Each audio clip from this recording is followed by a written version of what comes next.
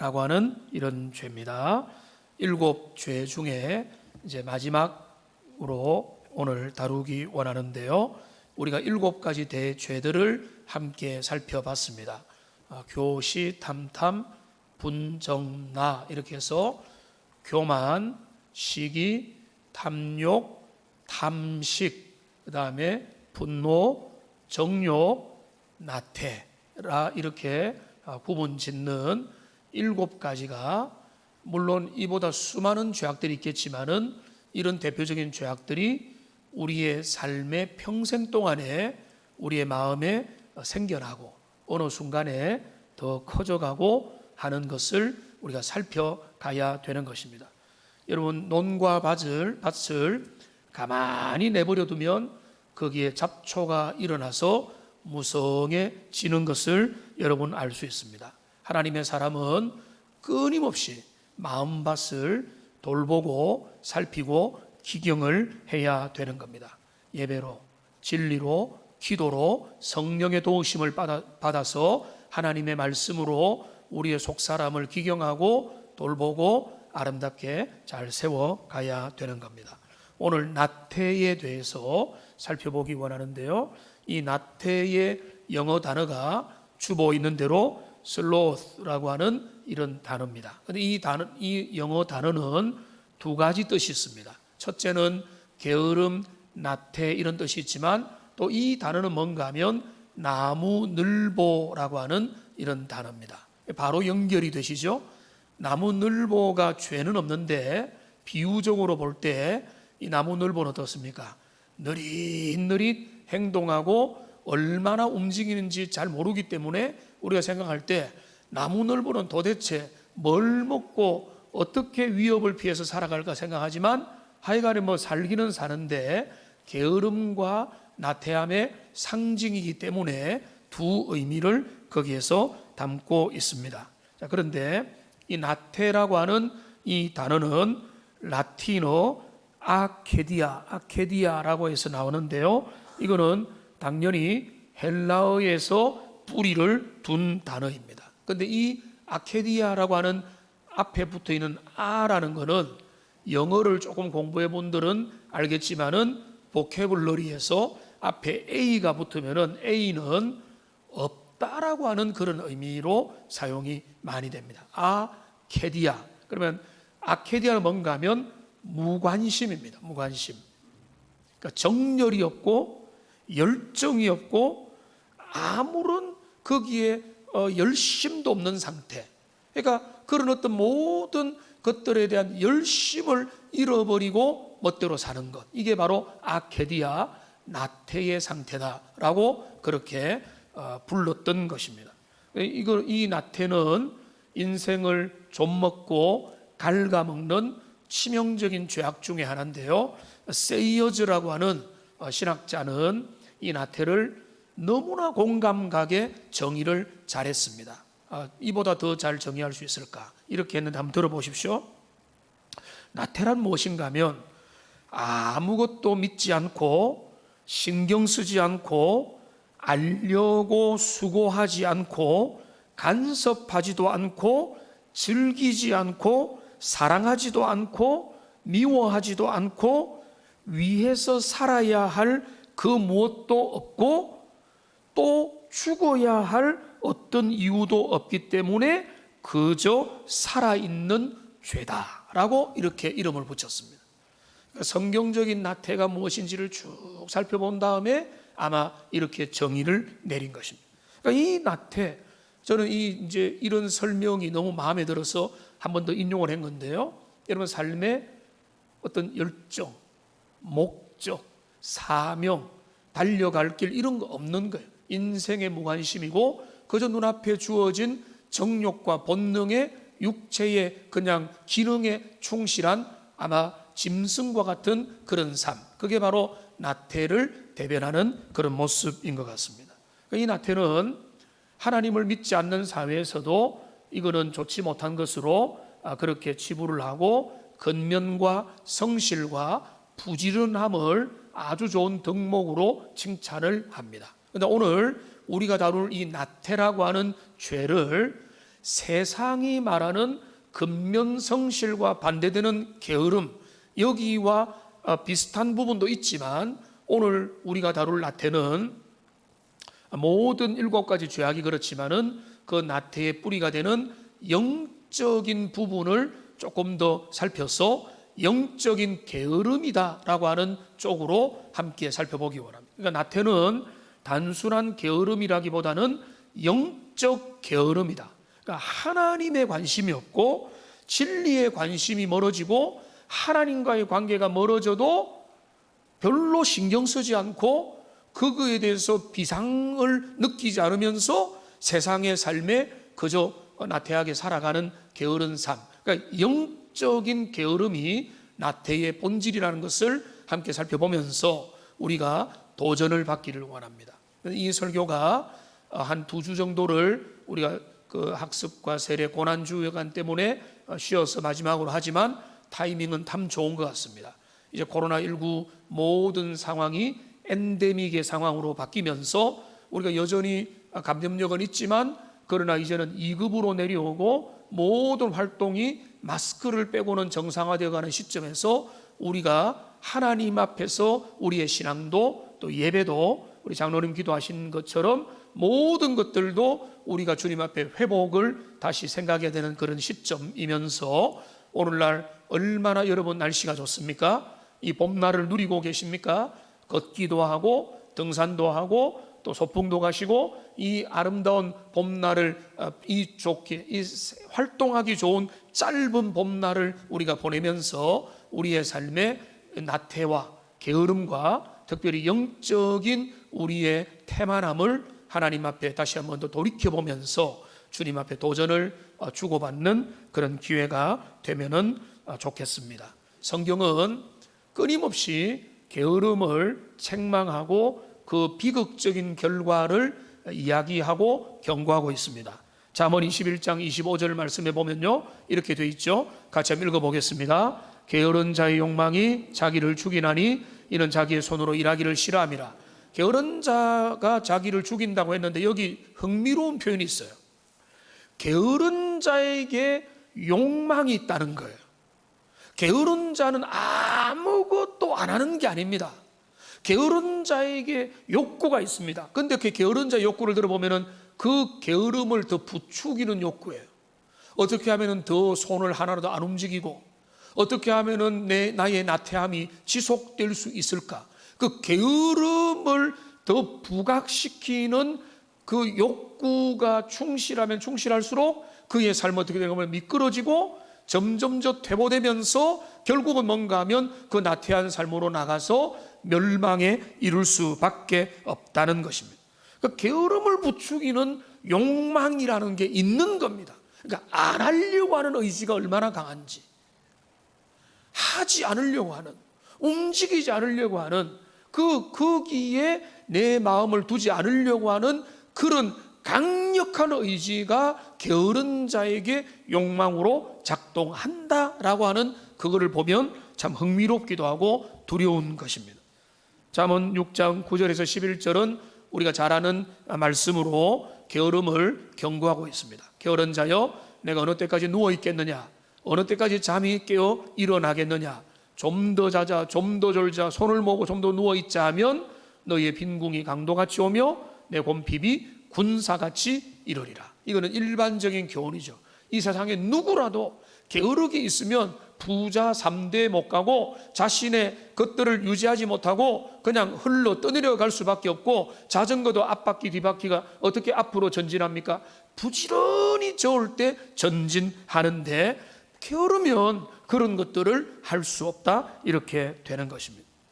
그러니까 성경은 제가 이제 일부 구절만 읽었지만은 끊임없이 우리가 나태하지 말 것을 부지런하고 성실하게 꾸준하게 자신의 일과 길과 그리고 사명과 너에게 주어진 그 일들을 책임 있게 살아라 라고 하는 쪽으로 계속해서 강조를 하고 있는 것입니다. 오늘날 우리의 현실은 무엇입니까? 우리의 현실, 우리의 젊은이들에게는 더 그런 게 크게 부각되겠지만은 우리의 현실은 뭔가 하면 악한 영적 세력이 우리가 그렇게 사는 것을 절대로 가만히 놓아두지를 않습니다. 그러니까 우리가 살고 있는 21세기의 이 현실은 우리의 나태와 우리의 게으름과 우리의 어떤 나태한 욕망들을 끊임없이 부추기고 그거를 자극하여서 우리가 게으르게 이 땅을 살도록 그렇게 우리를 떠넘기고 유혹하고 손짓을 하고 있다는 것입니다. 그러니까 이런 나태함이 영적인 게으름이고 이것이 문화적인 현상인데, 그런데 여러분 나태라는 것은 단순한 게으름일 뿐만 아니라 목적 없이 분주한 상태도 그거는 일종의 영적인 나태가 되는 것입니다. 그러니까 그거는 나태의 또 다른 모습이 분주함이라는 거죠. 근데 분주함인데 초점을 잃어버린 분주함인 겁니다. 뭐 이런 겁니다. 내가 하루 종일 뭔가 이리저리 열심히 산 것 같았는데 저녁에 잠자리에 들 때 가만히 생각해 보면 생각도 안 되고 피곤하고 그냥 아무 생각 없이 잠자리에 든다는 거예요. 다음날 일어날 때도 아무런 기준 없이 어떤 하나님의 은혜에 대한 어떤 기대 없이 하루를 시작하고 그냥 주어진 대로 닥치는 대로 이 일 저 일을 하지만 맥락 없이 초점 없이 목표 없이 하루를 그냥 시간을 지내는 것, 이게 이 영적인 나태함이고, 그거 아무리 이곳저곳을 다니고 시간을 헛되게 서지 않았다 할지라도 그것이 정말로 바람직한 목적을 따라서 살지 않았다면 그 삶은 게으른 삶이고 의미 없는 삶이고 초점을 잃어버린 분주함에 지나지 않는 것입니다. 여러분 자신을 한번 살펴보십시오. 여러분이 지금 부지런하게 사는지 분주하게 사는지 여러분 이것을 구분해야 되는 것입니다. 성실함과 분주함을 혼돈하면 안 되는 것입니다. 여러분 성실함은 너무나 빛나고 아름다운 것입니다. 내게 주어진 일을 감당하는 것, 나의 일상을 사는 것, 내게 주어진 의무, 내게 주어진 책임, 내 몫에 맡겨진 사명, 내게 주어진 그 역할을 충실하게 그 자리를 지키면서 사수하면서 날마다를 보내는 것, 때로는 흥분하면서 때로는 평범하게 때로는 너무 어렵지만은 그 일을 성실하게 꾸준하게 충성스럽게 수행하는 것은 그거는 뭔가 하면 성실함인 거예요. 근데 그게 아니라 이 일도 하고 저 일도 하고 여기도 가고 저기도 하지만은 그 마음에 집중력을 잃어버리고 그냥 시간을 때우기에 급급하다면 그거는 성실함이 아니라 분주함이라는 거죠. 여러분 분주합니까? 성실하십니까? 그거를 여러분들이 한번 돌아보고 물어보고 확인을 해야 돼요. 하나님 앞에서 사는 삶의 진짜 모습은 뭔가 하면 그냥 분주하고 목적 없이 바쁘거나 아니면은 나태하고 태만하고 게으른 삶이 아니라 하나님이 주시는 목적을 따라 살아가는 부지런한 인생을 주님이 기뻐하신다. 오늘 본문에 보면 두 가지 인생이 있습니다. 오늘 2절에 보면은 하나님의 뜻을 따라 사는 인생이 있고요, 3절에 보면은 이방인의 뜻을 따라 사는 인생이 있는 것입니다. 그렇습니다. 인생은 결국은 두 가지밖에 없습니다. 하나님의 뜻을 따라 살아가는 인생이 있고 이방인의 뜻을 따라 살아가는 인생이 있는 것입니다. 그러면 이방인의 뜻을 따라 살아가는 인생, 이방인의 삶의 특징이 뭡니까? 여기 3절에 대표적으로 나오죠. 음란과 정욕과 술취함과 방탕과 향락과 무법한 우상 숭배를 하는 삶. 그러니까 이거는 뭔가 하면 의미 없고 가치 없고 하나님이 기뻐하지 않은 일들을 이것저것 행하면서 하나님에게서 멀어져 있는 상태로 살아가는 삶, 그게 바로 뭔가 하면 분주한 삶이고 그 삶을 일컬어서 이방인의 삶이라고 성경이 이야기를 하고 있는 것입니다. 여러분 하나님 안 믿는 사람들도 열심히 삽니다. 그런데 그 열심의 방향이 문제죠. 그들의 명예를 위해서, 돈벌이를 위해서, 직업을 위해서, 승진을 위해서, 내가 올라가기 위해서, 누군가를 보다 더 앞서가기 위해서 나의 명예를 영화롭게 하기 위해서 그렇게 열심히 달려가는 거예요. 근데 그 열심은 잘못된 열심이라고밖에 말할 수가 없는 것입니다. 그러니까 여기 잘못된 분주함과 열매 맺지 못하는 열심에 대하여 이방인의 삶이라고 말하고, 오늘 3절에서 뭐라고 이야기합니까? 이방인의 뜻을 따라 행한 것이 지나간 때로 족하도다라고 말씀하고 있는 거예요. 한번 따라합시다. 지나간 때로 족하도다. 여러분, 지나간 때로 족하다 말은, 이 말은 뭔가 하면 하나님을 모르고 살았던 그때에, 주님을 모를 때에 어쩔 수 없이 나도 모르게 살았던 그런 시간들, 그렇게 산 거는 어쩔 수 없었지만은 이제는 너희의 삶은 그렇게 무방비로 내버려 두면 안 된다, 이 말이에요. 지금 주님을 만나고 복음을 알고 하나님의 뜻을 알고 주님의 백성이 되고 하나님의 존귀한 자녀로 부름을 받았다면, 이제는 이방인의 삶, 하나님을 모르는 사람이 주님과 관계없이 자기 멋대로, 내 기준대로, 정욕대로, 본능대로 살던 삶에 만족하면 안 되고, 그거는 그때로 족한 것이고, 이제는 거룩한 주님이 원하시는 삶을 향해서 방향을 정하고 흉내를 내고 노력을 하고 애를 쓰고 주님의 도움을 구하면서 그렇게 나가는 삶을 살아요. 그게 우리에게 깨어있는 삶이고, 그게 나태에서 벗어나는 삶이고, 주님이 원하시는 삶이라. 그러니까 우리가 그런 은혜로 성경은 도전을 하고 있는 거예요. 그러니까 이런 도전 앞에 우리가 다 서 있는 겁니다. 날마다 서 있는 겁니다. 누구라도 배제되지 않는 겁니다. 새가족도 마찬가지고, 신앙생활 50년, 70년 한 분이라 할지라도 이 도전 앞에서 자유로울 수가 없는. 왜? 우리는 모든 순간에 우리의 안일과 나태를 버리고 주님이 원하는 삶을 향해 스스로 도전을 받아서 그것을 따라서 우리 자신을 날마다 죽이면서 살아야 하기 때문에 그런 것입니다. 여러분, 나태가 내 가운데 얼마나 나태함이 많이 스며들어 있는가라고 하는 것들을 보여주는 증거들이 있거든요. 그 대표적인 증거가 뭔가 하면 미루는 것이라고 합니다. 미루는 것.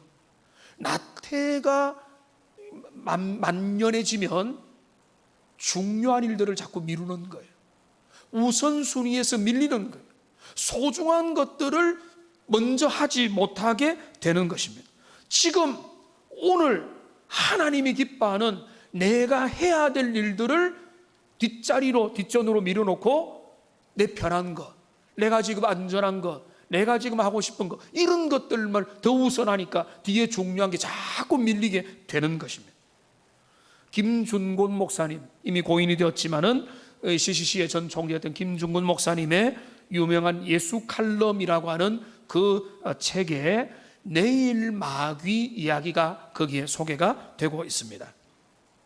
거기 보면은 마귀들이 작전 회의를 하는 겁니다. 그들이 그리스도인들을 어떻게 공격을 할까, 어떻게 신자들을, 믿는 사람들을 시험하고 공격할까 전략을 짜는데, 저들이 핍박을 주자, 박해를 주자, 뭐 죽음에 내몰자, 뭐 고통을 주자, 이런 제안들이 나오는 중에 아주 노련한 늙은 마귀가 등장을 해서 그 모든 좌중을 제압을 하는 말을 하는 겁니다. 그가 이렇게 부드럽게 이야기를 하는 겁니다. 이렇게 사람들을 유혹하라는 거죠. 열심히 전도도 하고, 열심히 기도도 하고, 열심히 사랑도 하자. 그러나 내일부터 하자.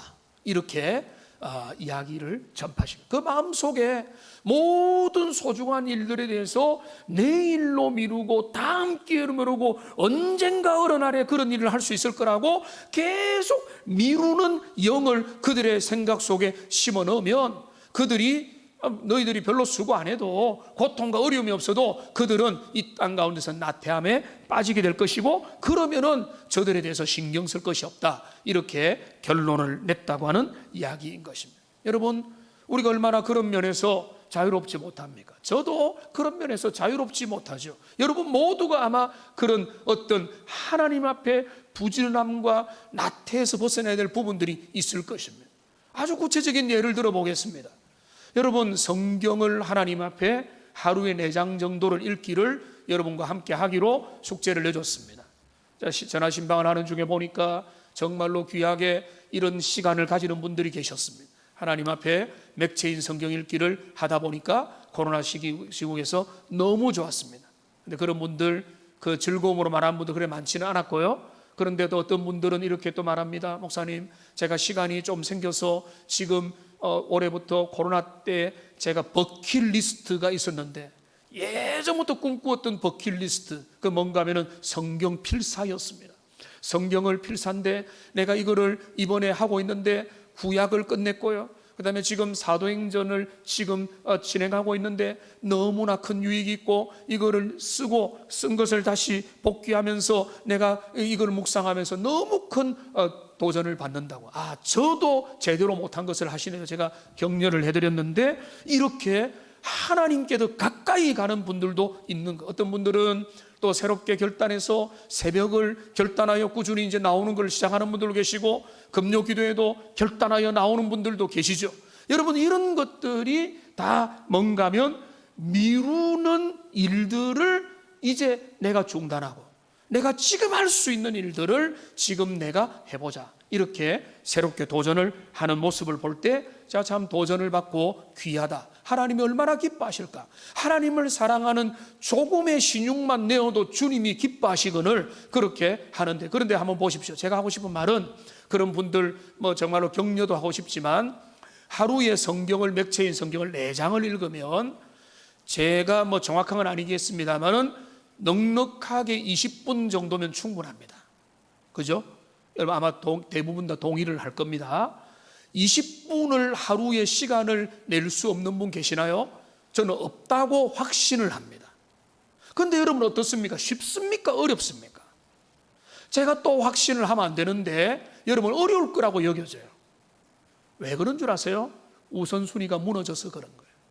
여러분의 삶에서 중요한 것, 내가 하나님과 가지는 그 시간에 대한 소중함에 대한 나의 감각이 너무 많이 떨어져 있는 거예요. 그러니까 평균 이하가 당연한 것으로 내게 여겨지고 있는 것이 아닌지 돌아봐야 되는 것입니다. 원래 그거는 어려운 게 아니어야 돼요. 하나님의 말씀을 읽고 한 20, 30분 정도 하루에 시간을 가지는 것은 평균적으로 능히 주님 앞에 감당해야 될, 그리고 그거는 기쁨이고 즐거움이고 영적인 습관이 돼야 되는데, 내게 너무 어려워졌다, 뒷전으로 밀린다, 하루가 너무 바쁜데요 라고 하는 것은, 여러분 두말할 것 없이 우리의 삶에서 나태함이 스며들었다는 거예요. 다른 것이 내 삶에 많이 채우고 있다는 거죠. 그러니까 제가 그런 분들의 말씀을 드린 것은, 여러분의 삶에서 영적인 게으름을 헤쳐나가려고 하기 위해서는 여러분의 삶의 우선순위가 제대로 하나님 앞에 정립되어 있는지, 아니면 무너져서 내 삶의 모든 것들이 세상의 모든 일들로 가득 차 있어서 하나님 앞에 고요하게 보내는 시간마저 확보를 못하는 상태로 내가 지금 이 세상 가운데서 방황하면서 믿음 생활을 하고 있는 건 아닌지 스스로를 돌아봐야 된다. 그러니까 그런 사람, 그렇게 되다 보면 뭡니까? 여러분의 손해가 나타나는 거죠. 어떤 손해입니까? 하나님으로부터 멀어지는 거예요. 영적인 열정에서 멀어지고, 하나님의 마음에서부터 멀어지고, 주님께 멀어지면 어떻게 됩니까? 얼굴 볼 낯이 없죠. 그러면은 내가 부끄러워서라도 주님의 얼굴을 피하게 되는 거예요. 그러니까 이게 영적인 나태의 현상들이 되는 것입니다. 그러니까 모든 중요한 것들을 뒤로 미루고, 급한 것, 막 분주하게 해야 될 것, 하루하루 전해야 될 것들에 내 마음이 분주한 것입니다.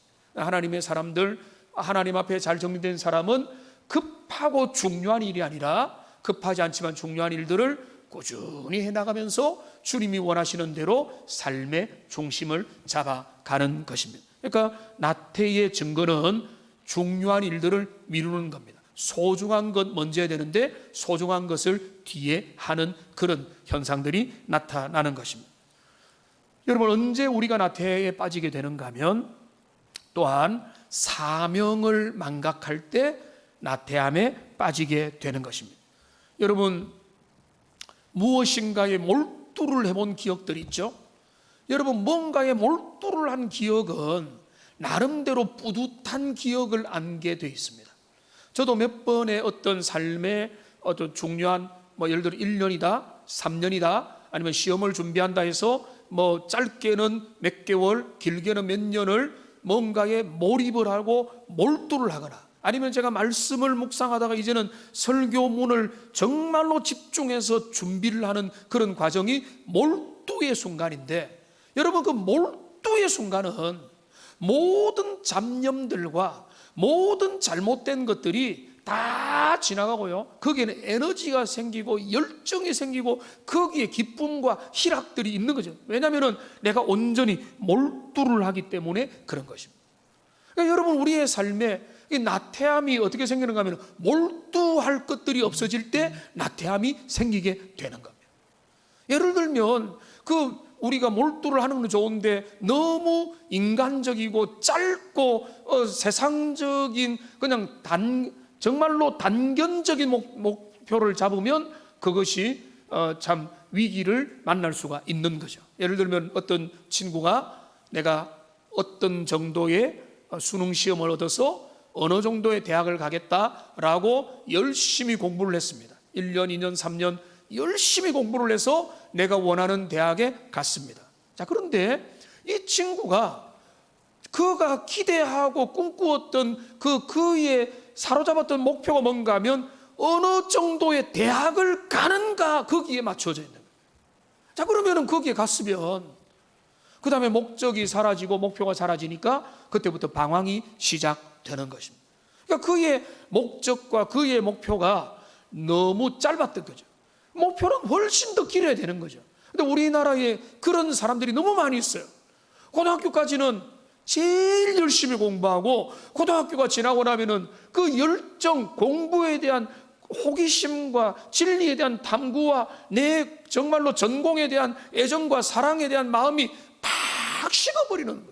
왜 그렇게 되는가 하면 그 목적과 열망이 멀리 세워지지 않고 내가 어떤 대학 가느냐, 내가 어느 전공을 가느냐, 이거에만은 너무 집중하다 보니까 그 다음에 공부 안 하고, 그래서 제가 과거에 말씀드렸지만은 여러분 한 번씩 보면 미국이나 어떤 다른 데 보면은요, 이 도서관에 보면은 이 기름때 묻은 작업복을 입고 도서관에 앉아가지고 책을 보는 분들을 자주 봅니다. 그런 모습을 보면은 너무 멋지게 보였어요.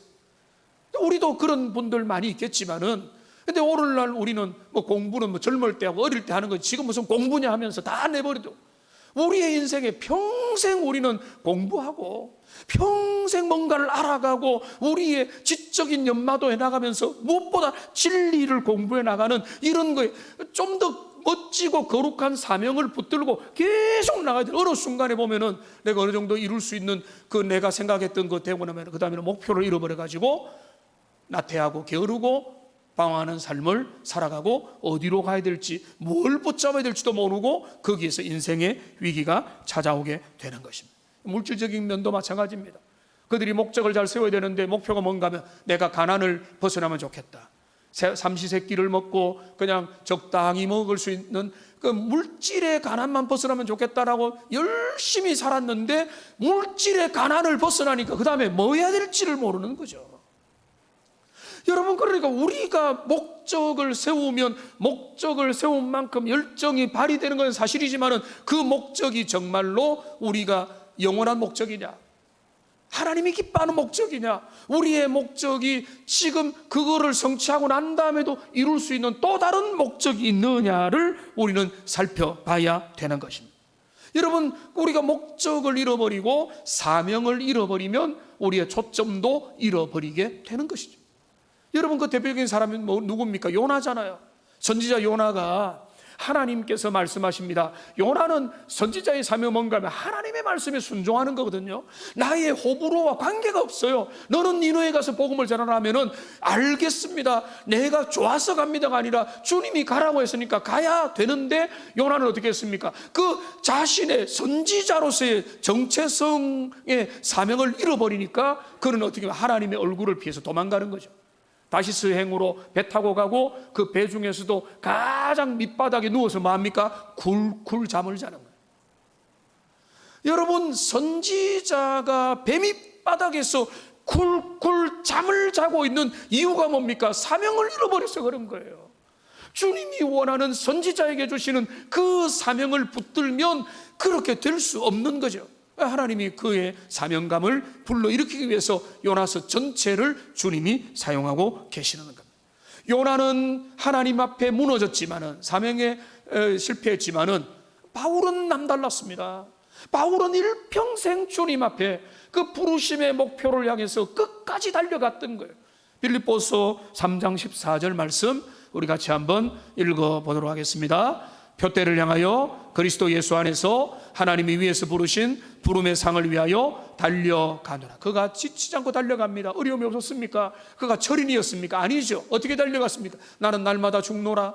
그리스도를 의지하고 성령을 의지하고 죽을 사형 선고받은 마음에서도 하나님의 은혜를 의지하면서 모든 고비와 고비를 건너가면서 사명의 부르심을 상을 향해서 달려가고 또 달려가서 그가 마지막 주님 앞에 이제 갈 때까지 그가 그렇게 잘 달려갈 수가 있게 된 것입니다. 여러분 잘 기억하십시오.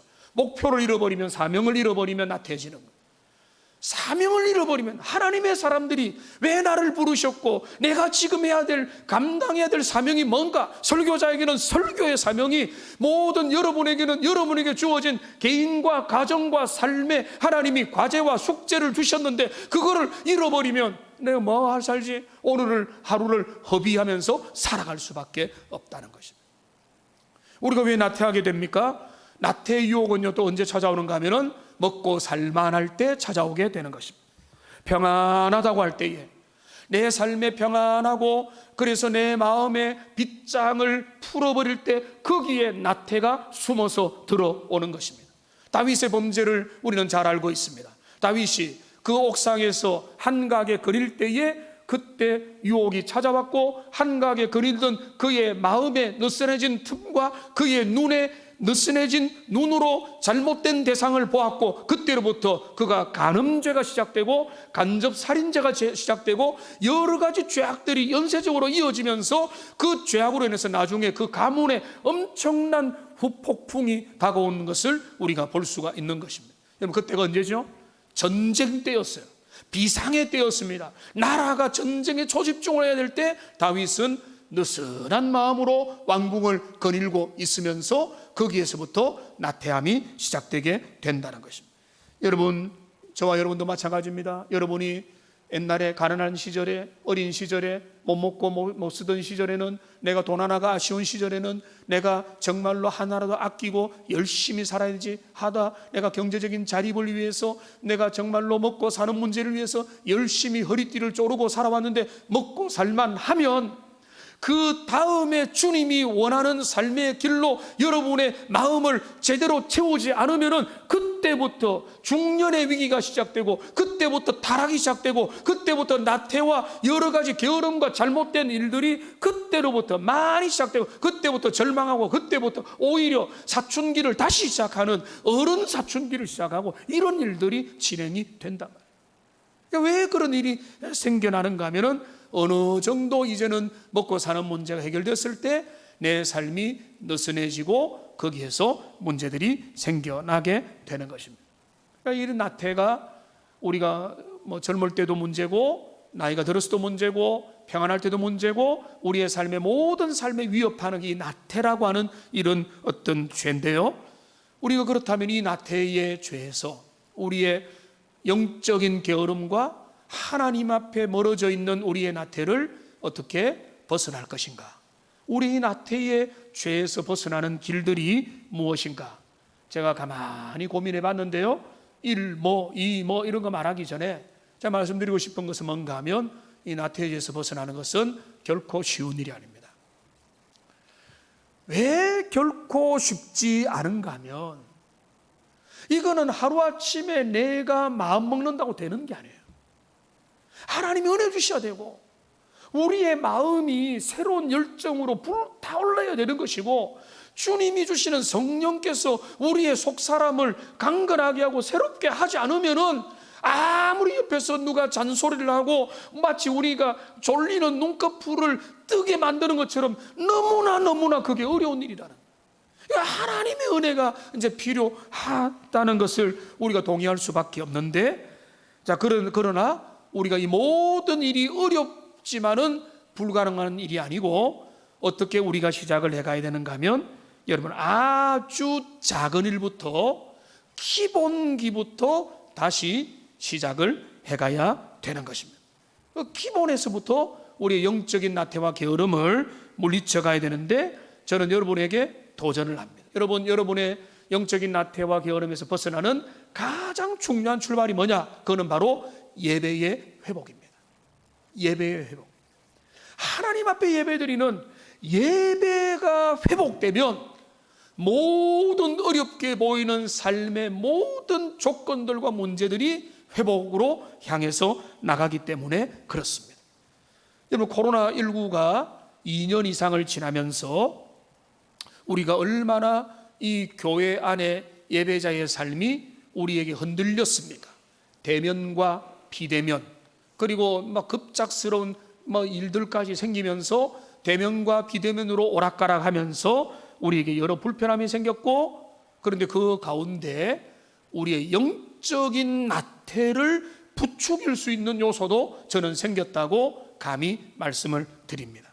그럼 뭔가 하면 우리의 마음은 너무나 간사하기 때문에 이전에는 정말로 어쩔 수 없는 상황에 비대면 예배를 드릴 수밖에 없었고, 그럴 때 이것이 편리했는데, 이제는 이게 어떻게 되는가 하면 얼마든지 선택해도 되는 대안으로 이거를 생각하는 사람이 생길 정도가 됐다는 거죠. 이게 우리에게 생기는 은밀한 게으름이라는 거예요. 저는 그거를 여러분 일일이 누가 그랬다 그런 말을 하고자 하는 게 아니에요. 여러분 스스로 속으로, 여러분 속에 있는 속 사람의 생각들을 한번 떠올려 보시고, 내가 정말로 주님을 예배하기를 원하는데 어쩔 수 없는 상황이라서 비대면을 선택하는 거, 그분이 더 아쉽고 안타깝고 그런 분들이 꽤 계시겠죠. 그런 이야기가 아닙니다. 이런 대면과 비대면을 나는 웬만하면 비대면도 뭐 할 수 있지 뭐. 여러분, 그거 영적인 나태함의 출발이라고 봐요. 여러분, 원래는 그래서는 안 되잖아요. 원래는 그렇게 안 하는 거잖아요. 그런데 어느 순간에 내가 뭐 그렇게 한다고 해서 뭐 이런 식으로 우리에게 예배, 하나님 앞에 부지런히 주님을 만나는 일에서부터 우리의 심령이 조금씩 멀어지게 된다는 것입니다. 여러분, 유다왕 히스기야가 이런 예배의 삶을 도전했습니다. 이스라엘의 실패는 예배의 실패고 이스라엘의 회복은 예배의 회복이 되어야 된다라고 히스기야는 강력하게 이야기를 했는데요. 여러분, 좀 시간이 걸리겠지만 빨리 한번 찾아보십시오. 역대하 29장입니다. 694페이지에 있는 역대하 29장 말씀을 빨리 한번 찾아보십시오. 여기 역대하 29장에 보면은 지금 히스기야는 2절에서부터 이렇게 이야기를 하고 있습니다. 뭐라고 도전합니까? 히스기야가 그의 조상 다윗의 모든 행실과 같이 여호와 보시기에 정직하게 행하여 첫째 달에 여호와의 전문들을 열고 수리하고 제사장과 레위 사람들을 동쪽 광장에 모으고 그들에게 이르되, 그들에게 선포합니다.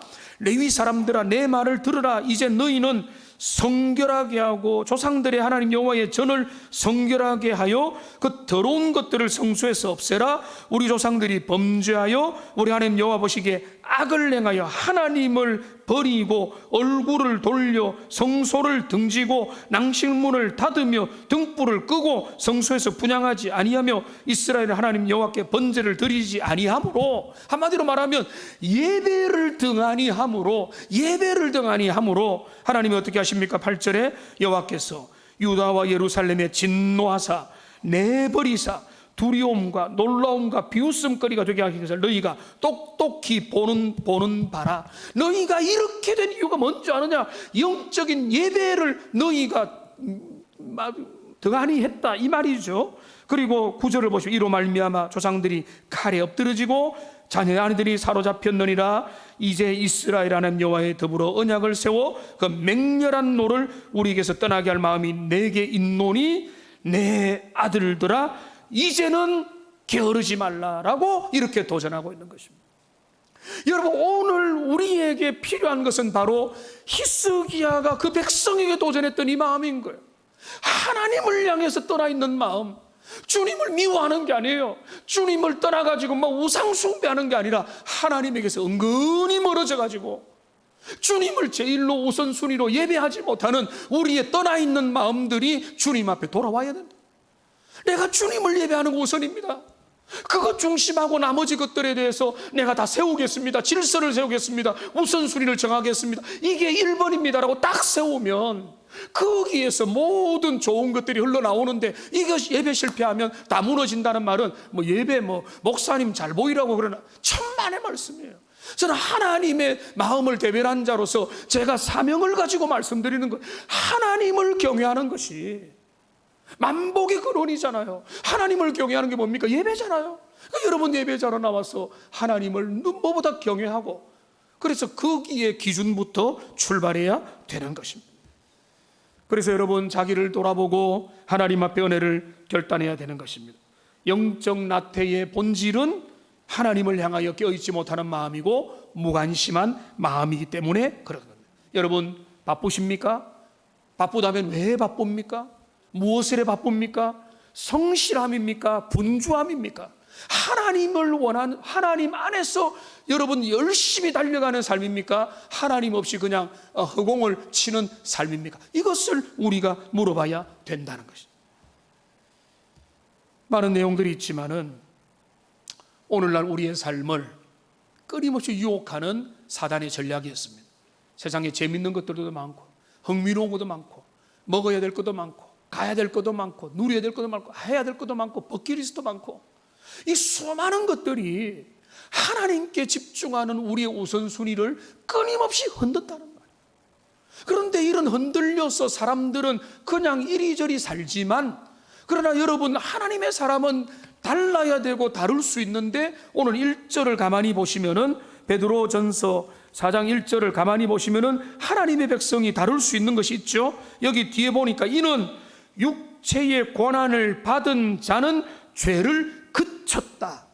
여러분 이 말씀을 잊지 마십시오. 육체를 고난을 받은 자, 그리스도 예수께서 우리의 죄 문제를 중단시켜 줬다는 거예요. 죄 가운데 어쩔 수 없이 헤매고 얽매여서 그 가운데 살아갈 수밖에 없는 그 연약하고 불쌍한 인생들 가운데 하나님 은혜 주셔서 그 죄와 싸울 수 있는 힘을 주시고 능력을 주시고, 죄와 대결하여 의를 선택하고 좋은 편을 선택하고 기쁨이 되는 삶을 선택할 수 있도록 하나님이 우리를 이끌어 주셨다는 것입니다. 마지막으로 우리가 나태로부터 벗어나려면 여러분 섬김과 봉사의 자리를 여러분 사모하고 지키시기 바랍니다. 여러분 제가요 이제까지 평생, 짧은 시간이지만 평생을 살아오면서 하나님 앞에 제가 확인한 게 있어요. 정말로 평생을 부지런하게 살아가는 사람들이 누구냐? 앞에 계시면 너무 더운 것 같은데 에어컨을 조금 약하게 틀어주시면 감사하겠습니다. 평생을 부지런하게 하나님 앞에 열정으로 살아가는 사람이 누군가 하면요, 그들은요 하나님을 예배하는 삶과 섬김과 봉사의 삶을 절대로 게을리하지 않아요. 특별히 섬김과 봉사의 삶을 주님 앞에서 그 자리를 목숨과도 지키면서 그렇게 사모하며 주님 앞에 나가는 것입니다. 여러분 그것이 우리의 삶의 근면함의 핵심이 되는 거예요. 여러분 영적인 은혜 가운데 머물러 있으려면 절대로 여러분 섬김과 봉사의 자리를 떠나지 마세요. 그걸 오히려 사모하고 기뻐하며 주님 내가 이것을 더 잘 감당하겠습니다, 그렇게 가야 되는 것입니다. 내 말씀을 정리하겠습니다. 오늘 우리는 나태, 세상적인 게으름도 있지만 특별히 영적인 게으름이라고 하는 이런 우리의 신앙에 끊임없이 우리에게 유혹을 주고 도전을 주는 이 죄에 대해서 함께 살펴보았습니다. 우리 일평생 싸워야 될 주제고, 우리 주님은 우리에게 이것과 싸울 수 있다고 도전을 하십니다. 마지막 말씀 로마서 12장 11절 말씀 같이 한번 읽어보겠습니다. 부지런하여 게으르지 말고 열심을 품고 주를 섬기라. 이렇게 될 수 있도록 여러분 자신을 다시 한번 더 채비를 갖추고 하나님의 은혜 가운데 달려가시는 복된 주의 백성들 다 되시기를 주님의 이름으로 축복합니다. 우리 기도하겠습니다.